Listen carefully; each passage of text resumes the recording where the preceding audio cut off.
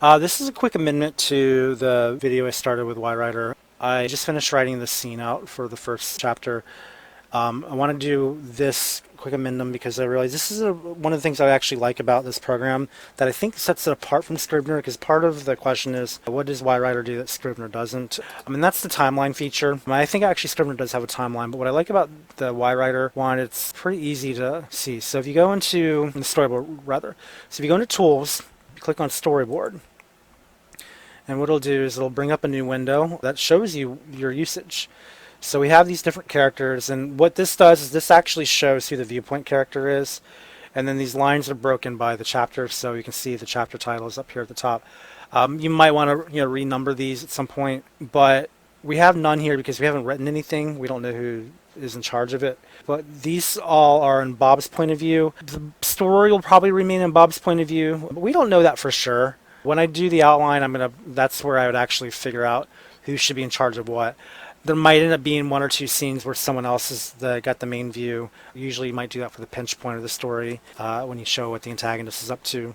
So that's something to consider. If you're doing a thriller, that you would definitely want to have multiple points of view. And you can kind of get an overview of how many people are in how many scenes. Or if you have something like, if you've ever read About a Boy by Nick Hornby, they made a movie and a TV show based on the book. But the book is really good. It's one of my favorites, actually. But every other chapter is a different character. So you've got two characters, Will, and you've got, what's the boy's name? I actually forgot the boy's name at the moment. I want to say Roger, but that's definitely not Roger. It's, oh, Lord. Okay, well, it doesn't matter. The kid, the 12-year-old kid, they both have their own perspectives at the start of every other chapter. So Will opens the book, Marcus, that's his name.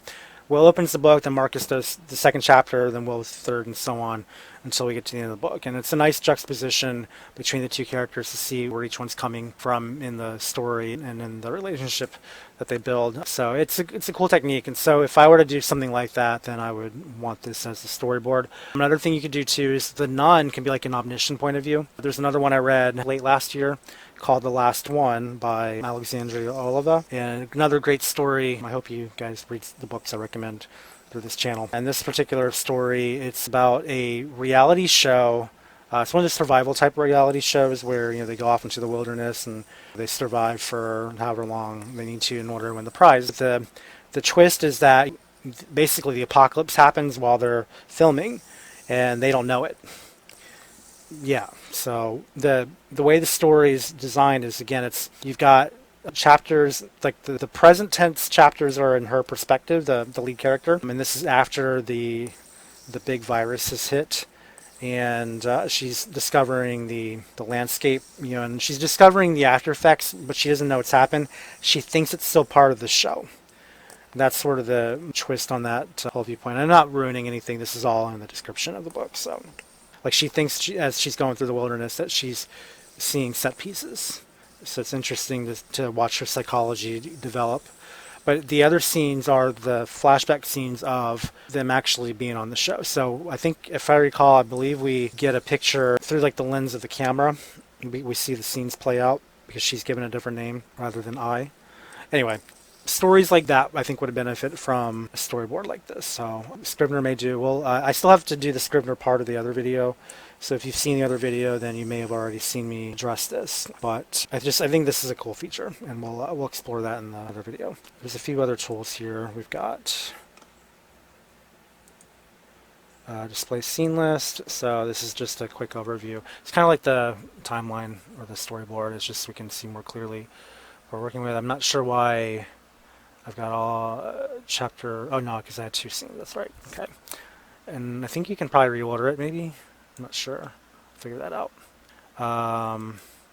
Oh, this feature here. This just lets you mark what part of the edit you're in. I'm not sure why they only give you options for two.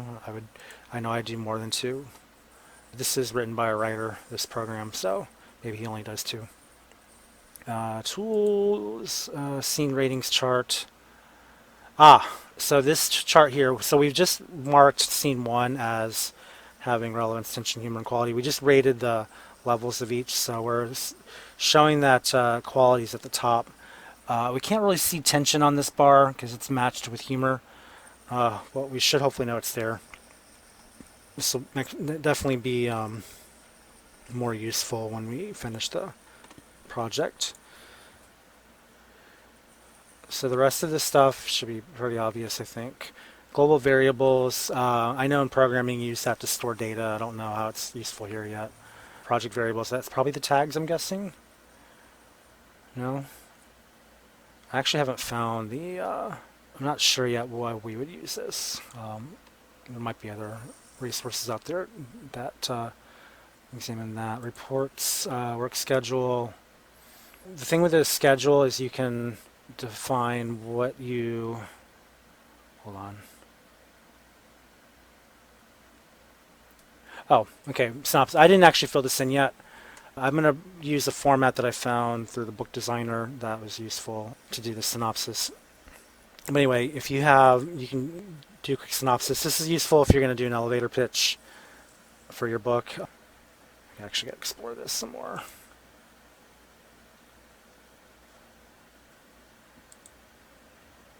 What's the long scene description? Oops.